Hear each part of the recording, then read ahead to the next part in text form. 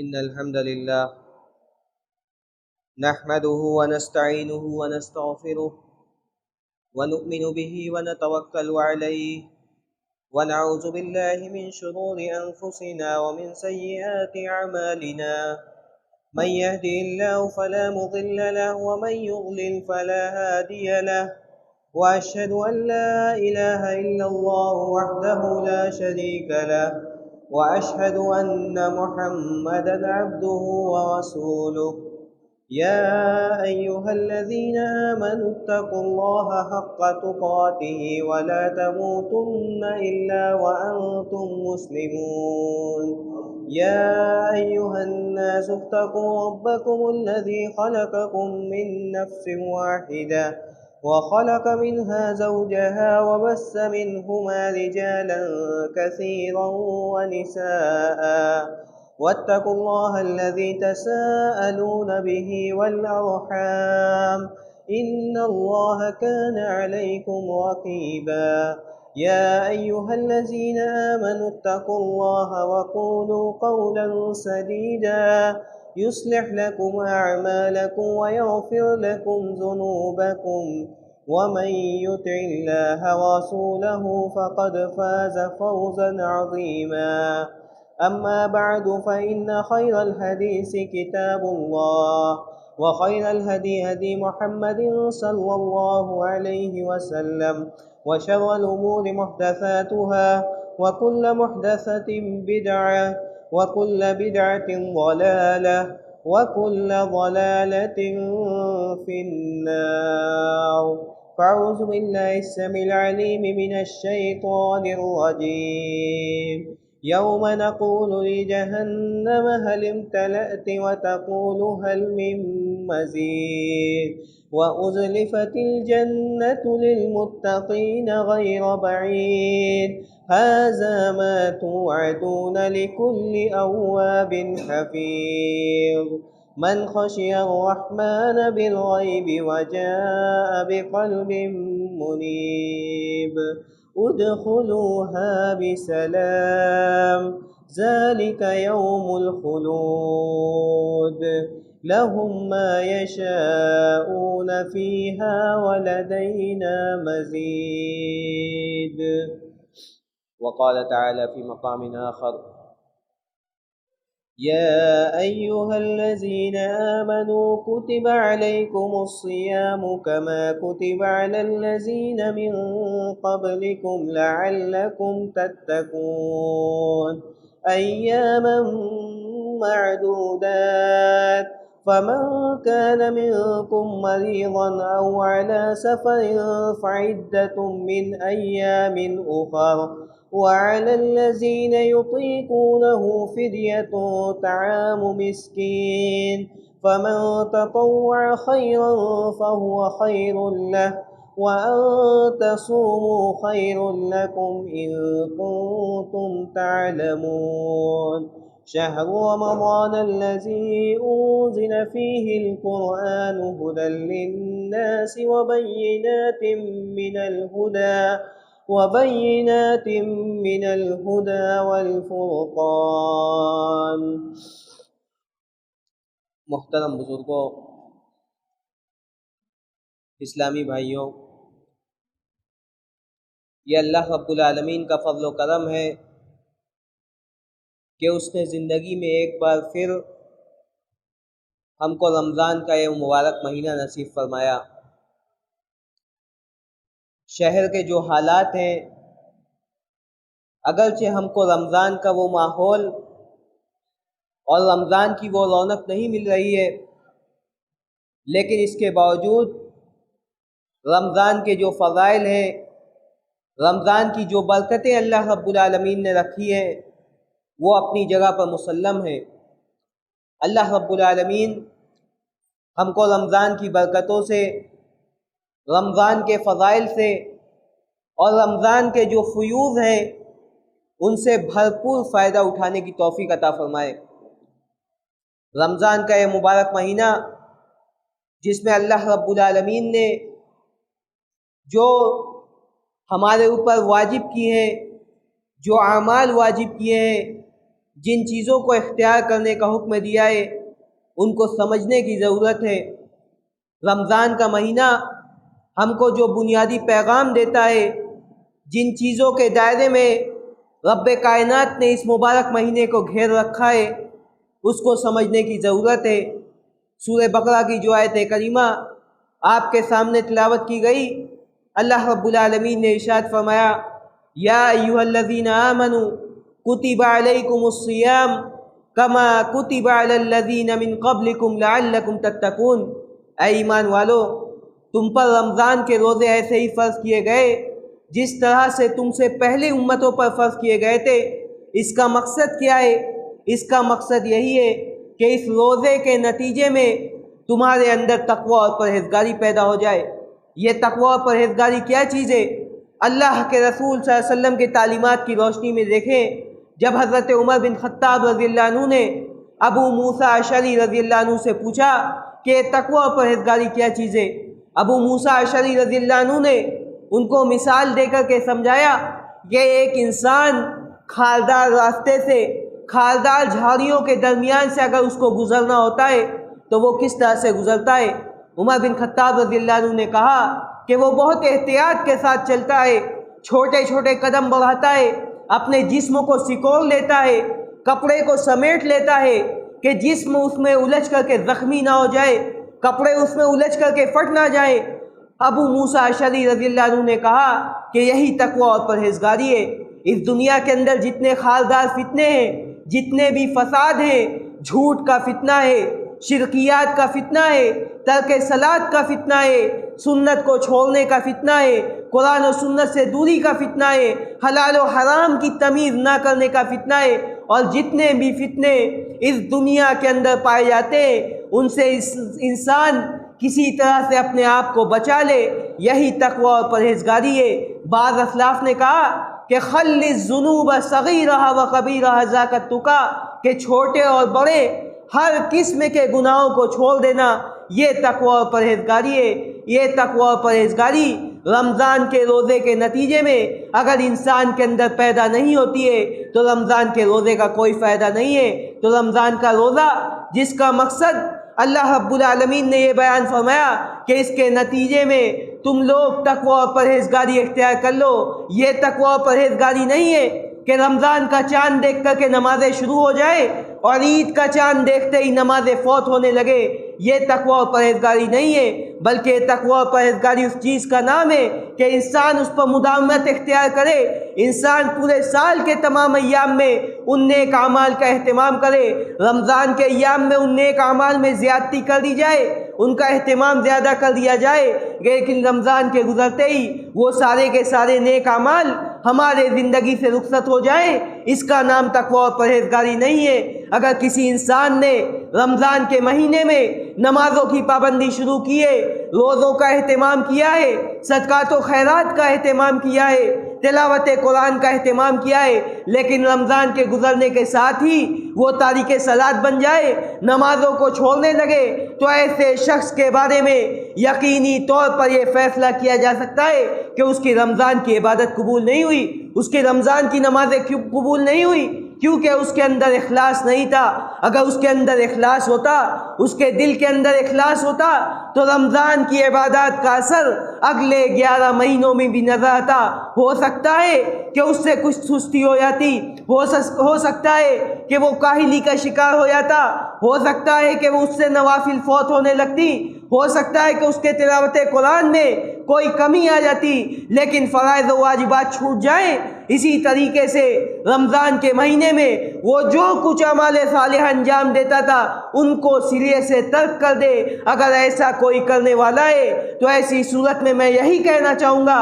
کہ اس کو اپنے دین پر، اپنے ایمان پر نظر ثانی کرنی چاہیے۔ جو تقوی و پرہیزگاری کا حکم دیا گیا اس کا پیغام یہی ہے کہ انسان پورے سال کے لیے اپنے آپ کی تربیت کرے، پورے سال کے لیے ایک نیک اور سچا مسلمان بننے کی کوشش کرے۔ دوسری چیز جس کے گرد رمضان کے مسائل گھومتے ہیں وہ چیز ہے جس کا اللہ رب العالمین نے قرآن مجید کے اندر تذکرہ فرمایا، شہر رمضان الذی انزل فیہ القرآن ھدی للناس وبینات من الھدی والفرقان، کہ رمضان کا ہی مبارک مہینہ ہے جس میں اللہ رب العالمین نے قرآن مجید جیسی مقدس کتاب کو نازل فرمایا، اور نازل فرما کر کے اس کے نزول کا مقصد بھی بتلا دیا کہ کتاب انسانوں کو ہدایت کے لیے نازل کی گئی ہے، انسانوں کو گمراہی سے نکالنے کے لیے، رشد و ہدایت کے راستے پر چلانے کے لیے اس کتاب کو نازل کیا گیا۔ یہ کتاب ایک ایسی کتاب ہے کہ ان ھذا القرآن یہدی للتی ہی اقوم، یہ قرآن مجید ایک ایسی کتاب ہے جو انسان کو بالکل سیدھا راستہ دکھاتی ہے، یہ توحید کی تعلیم دیتی ہے، یہ اتباع رسول کی تعلیم دیتی ہے، یہ ایک ایسی کتاب ہے جو انسان کو دنیاوی مسائل بھی سکھلاتی ہے، دین کے مسائل بھی سکھلاتی ہے، یہ ایک ایسی کتاب ہے جو انسان کو سائنس کے مسائل بھی سکھلاتی ہے، اور جو بھی میڈیکل سائنس ہے جن کو اختیار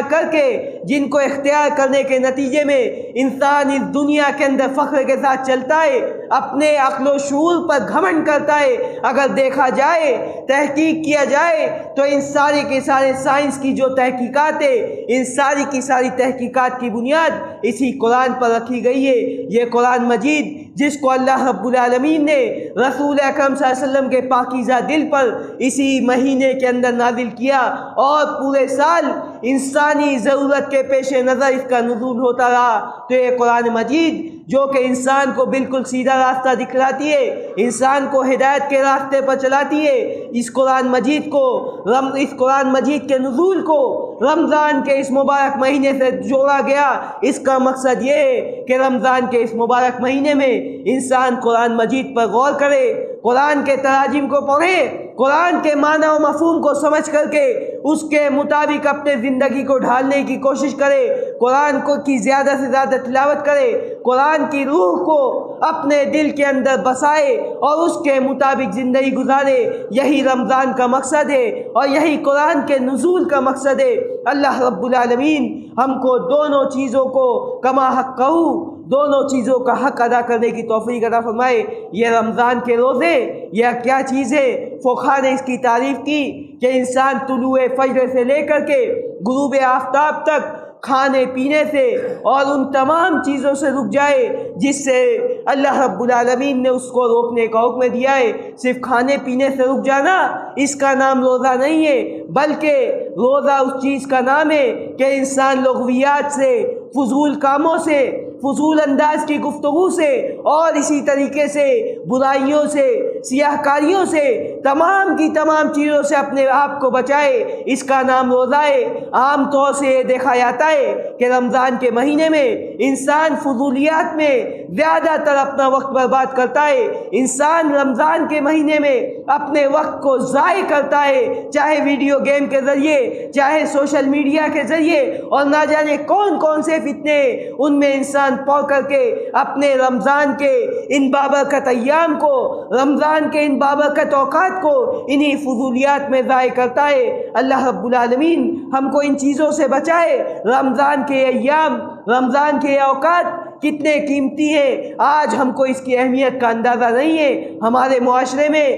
کوئی انسان حج کر لیتا ہے، ہم اس کو بڑی عزت کی نظر سے دیکھتے ہیں، بڑے فخر سے کہتے ہیں کہ اس نے اللہ رب العالمین کے گھر کی زیارت کر لی۔ کبھی ہم یہ نہیں کہتے کہ وہ انسان بڑا ہی خوش نصیب ہے کہ اس کو رمضان کا مہینہ نصیب ہو گیا۔ رمضان کا مہینہ یہ اللہ رب العالمین کی کتنی بڑی نعمت ہے۔ ابن ماجہ کی اس روایت کے ذریعے سے آپ اندازہ کیجئے، دو آدمی مدینہ سے دور کے رہنے والے اللہ کے رسول صلی اللہ علیہ وسلم کی خدمت میں حاضر ہوتے ہیں اور دونوں ایک ساتھ اسلام قبول کرتے ہیں۔ اس کے بعد ایک آدمی ان میں سے زیادہ محنتی تھا۔ یہ محنت یہ کاروبار والی محنت نہیں تھی، بلکہ نیک اعمال میں محنت تھی۔ وہ نیک اعمال میں زیادہ بڑھ چڑھ کے حصہ لیتا تھا۔ وہ انسان اللہ رب العالمین کی راہ میں شہید ہو گیا۔ دوسرا شخص وہ اس کی بنسبت تھوڑا کم عبادت گزار تھا، اس کو تھوڑی زیادہ زندگی ملی، اس کی شہادت کے بعد تک وہ زندہ رہا۔ حضرت ابو طلحہ رضی اللہ عنہ نے خواب میں دیکھا کہ دوسرا انسان پہلے انسان سے پہلے جنت میں داخل ہو رہا ہے۔ انہوں نے اپنے خواب کو اللہ کے نبی صلی اللہ علیہ وسلم کے سامنے بیان کیا، تعجب کا اظہار کیا۔ اللہ کے رسول صلی اللہ علیہ وسلم نے کہا کہ تعجب کی کوئی بات نہیں ہے۔ أَلَيْسَ قَدْ مَكَثَ هَذَا بَعْدَهُ سَنَةً فَأَدْرَكَ رَمَضَانَ فَصَامَهُ وَصَلَّى كَذَا وَكَذَا سَجْدَةً فِي السُّنَّةِ فَلَمَّا بَيْنَهُمَا أَبْعَدُ مِمَّا بَيْنَ السَّمَاءِ وَالْأَرْضِ۔ اللہ کے رسول نے کہا کہ کیا دوسرا آدمی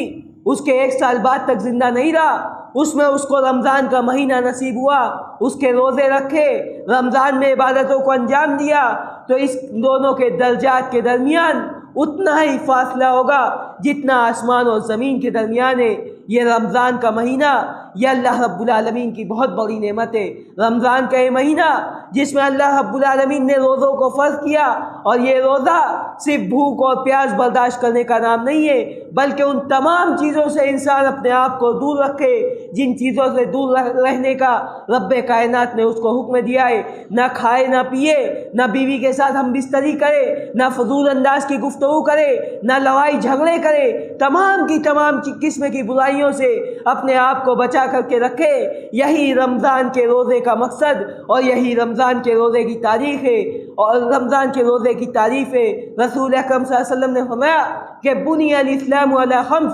شہادت لا الہ الا اللہ الی آخر الحدیث۔ اللہ کے رسول صلی اللہ علیہ وسلم نے کہا کہ اسلام کی بنیاد یہ 5 چیزوں پر رکھی گئی ہے، جن خمبوں پر، جن پلر پر اسلام نامی بنیاد کو کھڑا کیا گیا، ان میں سے ایک پلر یہ رمضان کے روزے بھی ہے۔ یہ رمضان کے روزے بھی انہی اسلام کی بنیادوں میں سے، انہی اسلام کے ارکان خمسہ میں سے، اسلام کے 5 بنیادی رکن میں سے ایک رکن یہ رمضان کے روزے بھی ہے، جو ہر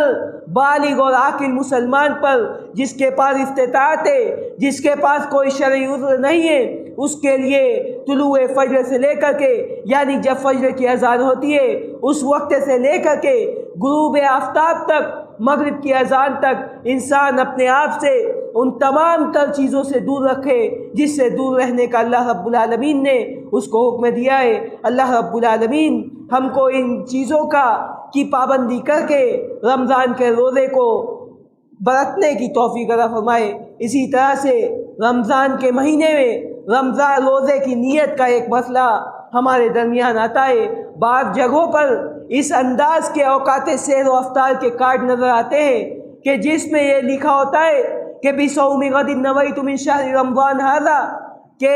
انسان نے دوسرے دن کے روزے کی نیت کی۔ یہ نیت کے الفاظ یہ کہاں سے وارد ہوئے؟ نہ رسول اکرم صلی اللہ علیہ وسلم سے، نہ صحابہ اکرام سے اس قسم کے الفاظ وارد ہیں، بلکہ رسول اکرم صلی اللہ علیہ وسلم اور صحابہ اکرام تمام تر نیک اعمال کی، تمام نیک عبادات کی، تمام تر عبادات کی سوائے حج عمرے کے تمام نیک اعمال کی نیت اپنے دلوں کے اندر کیا کرتے تھے۔ اور اللہ کے رسول صلی اللہ علیہ وسلم نے فرمایا کہ من لم یبیت الصیام قبل طلوع الفجر فلا صیام لہ۔ اللہ کے رسول صلی اللہ علیہ وسلم نے کہا کہ جس نے فرض اور واجبی روزے کی نیت طلوع فجر سے پہلے نہیں کی، اس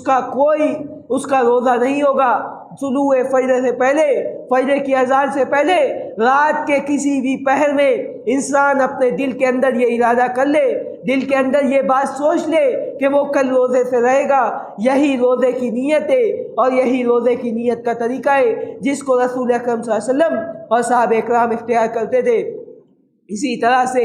ایک مسئلہ رمضان کے مہینے میں یہ آتا ہے کہ بعض جگہوں پر روزے کے تعلق سے اس انداز کے احکام و مسائل نظر آتے ہیں کہ سحری میں 5 منٹ تقدیم کر لی جائے اور افطار میں 5 منٹ تاخیر کی جائے۔ یہ تقدیم و تاخیر کس چیز کا نام ہے؟ یہ احتیاط کس چیز کا نام ہے؟ اگر آپ کو احتیاط کرنا ہے تو آپ ایک نماز پڑھیں اور احتیاط کے طور پر اسی نماز کا اعادہ کر لیں۔ آپ کو احتیاط کرنا ہے، آپ روزہ رہے اور احتیاط کے طور پر دوبارہ روزہ رکھیں کہ پتہ نہیں ہمارا روزہ قبول ہوا یا نہیں قبول ہوا، لیکن یہ احتیاط کرنا کہ سحری میں تقدیم کی جائے، 5 منٹ پہلے سحری سے فارغ ہو جائے، اس کی اسلام میں گنجائش نہیں ہے۔ سہل بن سعد رضی اللہ عنہ کہتے ہیں کہ اللہ کے رسول کے کنت اتسحر فی اہلی ثم یکون سرعۃ بی ان ادرک صلاۃ الفجر۔ اللہ کے رسول سہل بن سعد کہتے ہیں کہ میں اپنے اہل و عیال کے ساتھ، میں اپنے گھر والوں کے ساتھ سحری کیا کرتا تھا، اس کے بعد اللہ کے رسول صلی اللہ علیہ وسلم کے ساتھ نماز فجر ادا کرنے کے لیے مجھ کو تیزی کے ساتھ نکلنا پڑتا تھا۔ یہ صورتحال تھی، اتنی تاخیر سے سحری کا اہتمام کیا جاتا تھا۔ اور حضرت زید بن ثابت رضی اللہ عنہ کہتے ہیں کہ میں اللہ کے رسول صلی اللہ علیہ وسلم کے ساتھ سحری کرتا تھا، اور سحری کے فوراً بعد اللہ کے رسول صلی اللہ علیہ وسلم نماز فجر کے لیے نکل جایا کرتے تھے۔ حضرت انس بن مالک رضی اللہ عنہ کہتے ہیں کہ سحری اور فجر کے درمیان کتنا وقفہ ہوتا تھا۔ حضرت زید بن ثابت رضی اللہ عنہ نے کہا کہ 50 آیات کی تلاوت کے بقدر اتنے کم وقت میں اتنی تاخیر سے اللہ کے رسول صلی اللہ علیہ وسلم سحری کیا کرتے تھے۔ اسی طرح سے سہل بن سعد رضی اللہ عنہ کہتے ہیں کہ ما لا يزال الناس بخیر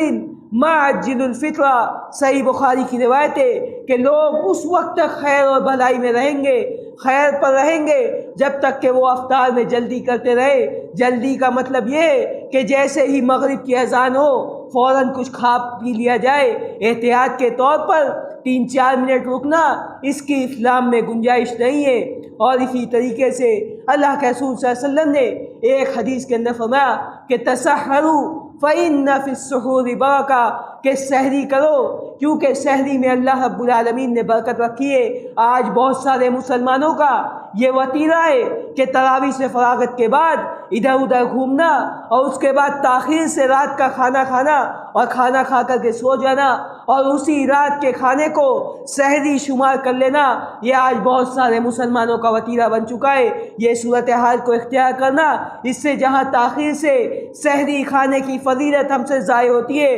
وہیں سحری کی برکتوں سے بھی ہم محروم ہوتے۔ اس طریقے سے بچنا چاہیے، سحری کو کھانے کا اہتمام کرنا چاہیے اور تاخیر سے سحری کا اہتمام کرنا چاہیے۔ یہ اللہ کے رسول صلی اللہ علیہ وسلم کی سنت رہی ہے۔ اسی طرح سے ایک مسئلہ افطار کے وقت کی دعا کا ہے۔ بعض لوگ اس سلسلے میں بھی غلط فہمی کے شکار ہیں کہ افطار شروع کرنے سے پہلے بعض دعاؤں کا اہتمام کیا جائے۔ افطار شروع کرتے وقت اللہم لک صمت وعلی رزقک افطرت، بہت لوگ اس دعا کا بھی اہتمام کرتے ہیں، لیکن یہ دعا بھی صحیح حدیث سے ثابت نہیں ہے، بلکہ افطار یہ بسم اللہ کر کے شروع کرنا ہے، اور اس کے بعد افطار کرتے وقت، افطار کے درمیان یا افطار سے فراغت کے بعد جو دعا صحیح حدیث سے ثابت ہے، ذہب الظمأ وابتلت العروق وثبت الاجر انشاءاللہ، یہ دعا صحیح حدیث سے ثابت ہے۔ اس کا اہتمام کرنا اور اس کا بھی خیال کرنا یہ بھی ہماری ذمہ داری ہے۔ اسی طرح سے اللہ رب العالمین نے رمضان کے مہینے میں بعض صائمین کے لیے رخصت دی ہے، جو خواتین حمل سے ہیں، یا جو خواتین اپنے بچوں کو دودھ پلا رہی ہیں، یا جو لوگ بیمار ہیں جن کے پاس کوئی شرعی عذر ہے، جو لوگ بہت زیادہ عمر والے ہیں جن کو رمضان کے مہینے میں جن کو روزہ رکھنے کی استطاعت نہیں ہے، تو ان کے لیے رمضان کے علاوہ ایام میں روزے کی قضا واجب کی گئی ہے۔ اللہ رب العالمین نے اسی کا تذکرہ قرآن کے اندر فرمایا کہ فمن شہد منکم الشہر فلیصم، جس کے پاس استطاعت ہے اس کو تو ہر حال میں روزہ رکھنا ہے، روزے کو چھوڑنے کی گنجائش کسی بھی حال میں اس کے لیے نہیں ہے۔ لیکن اللہ کے رب العالمین نے آگے فرمایا کہ وعلی الذین یطیقونہ فدیۃ طعام مسکین، لیکن جس کے پاس استطاعت نہیں ہے، جس کے اندر اتنی قوت نہیں ہے کہ وہ رمضان کا روزہ رکھ سکے، اس کے لیے دوسرے ایام میں ان روزوں کی قضا واجب کی گئی ہے۔ اگر وہ صحت یاب ہو جاتا ہے تو ان روزے کی قضا اس پر واجب ہے، لیکن اگر اس کے صحت کے امکان نہیں ہے، بہت زیادہ برا ہو چکا ہے، اس کے اندر اب طاقت نہیں ہے، تو اس کے لیے ایک روزے کے بدلے ایک مسکین کو ایک وقت کھانا کھلانا، یہ اس روزے کا فدیہ اللہ رب العالمین نے مقرر کیا ہے۔ اسی طرح سے ایک اور مسئلہ جس کو بیان کر کے میں اپنی بات ختم کروں گا، وہ رمضان کے مہینے میں تراویح کا مسئلہ ہے۔ تراویح کا مسئلہ، ایک انسان رمضان کے مہینے میں آ کر کے تراویح کا اہتمام کرتا ہے، اور اس کے بعد گھر جا کر کے ٹی وی پر یا سوشل میڈیا پر یہ مشاہدہ کرتا ہے کہ حرمین کے اندر 20 رکعت تراویح ہوتی ہے، ہم لوگ 11 رکعت کا اہتمام کیوں کرتے ہیں؟ دنیا کی کوئی بھی حرمین کے علاوہ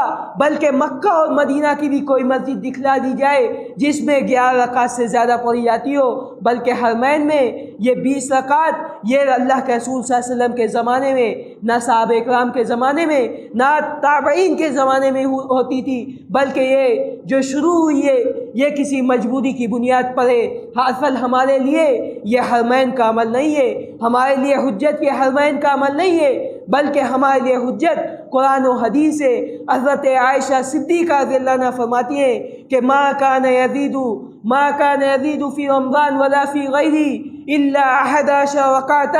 او کما قال۔ حضرت عائشہ صدیقہ رضی اللہ عنہ فرماتی ہے کہ اللہ کے رسول صلی اللہ علیہ وسلم ما کان یزید فی رمضان ولا فی غیرہ، ما کان یزید کا لفظ عربی زبان میں استمرار اور دوام کے لیے آتا ہے۔ اما عائشہ صدیقہ کہتی ہے کہ اللہ کے رسول صلی اللہ علیہ وسلم کو میں نے رمضان میں یا غیر رمضان میں کبھی بھی 11 رکعت سے زیادہ پڑھتے ہوئے نہیں دیکھا۔ دنیا کا کوئی بھی فقیہ ہو، چاہے احناف کا ہی کیوں نہ ہو، وہ بتا دے، اگر اس نے قرآن و سنت کے مطابق فیصلہ کیا ہے وہ یہ ثابت کر کے دکھا دے کہ 20 رکعت یہ صحیح حدیث سے ثابت ہے، کوئی بھی ثابت نہیں کر سکتا۔ اصل جو ہے وہ قرآن و سنت ہمارے لیے حجت ہے۔ جو ایک روایت ہے موطا کی جس کے بنیاد پر سارا معاملہ کیا جاتا ہے وہ یہ ہے کہ حضرت عمر بن خطاب رضی اللہ عنہ نے حضرت تمیم داری رضی اللہ عنہ کو موطا میں اس سلسلے میں 2 روایت ملتی ہے۔ ایک یہ جس کے تمام روایت ثقہ ہیں، جس میں حضرت عمر بن خطاب رضی اللہ عنہ نے تمیم داری رضی اللہ عنہ کو 11 رکعت تراویح پڑھانے کا حکم دیا، اور دوسری روایت جس میں 20 رکعت کا تذکرہ ملتا ہے وہ آثار کی شکل میں، لیکن محدثین کا اجماع ہے کہ وہ سارے کے سارے آثار ضعیف ہیں۔ اس میں عبد الرزاق نامی ایک راوی ہیں جن کو سوء حفظ کے شکار تھے، آخری عمر میں ان کی بینائی چلی گئی تھی، اس وجہ سے ان کی روایت کو لینے سے محدثین نے اتفاق نہیں کیا ہے۔ اصل ہمارے لیے قرآن و سنت ہے اور صحیح حدیث ہے، جس میں اللہ حضرت عائشہ صدیقہ رضی اللہ عنہ نے فرمایا کہ اللہ کے رسول صلی اللہ علیہ وسلم نے 11 رکعت سے زیادہ تراویح نہیں پڑھی ہے۔ اللہ رب العالمین ہم کو ان تمام کی تمام مسائل میں غور و فکر کر کے صحیح انداز سے صحیح اعمال کو اختیار کرنے کی توفیق عطا فرمائے۔ اللہ رب العالمین جو ملک کے حالات ہیں، جو شہر کے حالات ہیں، ان میں ہمارے لیے آسانی پیدا فرمائے۔ اللہ رب العالمین ہم کو رمضان کا جو حق ہے اس کو کما حقہ ادا کرنے کی توفیق عطا فرمائے۔ اللہ رب العالمین ہم کو ان روزوں میں ہماری نمازوں میں آسانیاں پیدا فرما دے۔ جو حالات سننے میں آ رہے ہیں، جو حالات دیکھنے میں آ رہے ہیں، اللہ رب العالمین ان حالات سے میں آسانی کی سبیل پیدا فرما دے۔ ہم جب تک جئیں تب تک اسلام پر جئیں، جب ہمارا خاتمہ ہو تو ایمان پر ہو۔ اقول قولی ھذا واستغفر اللہ لی ولکم ولسائر المسلمین من کل ذنب فاستغفروا انہ هو الغفور الرحیم۔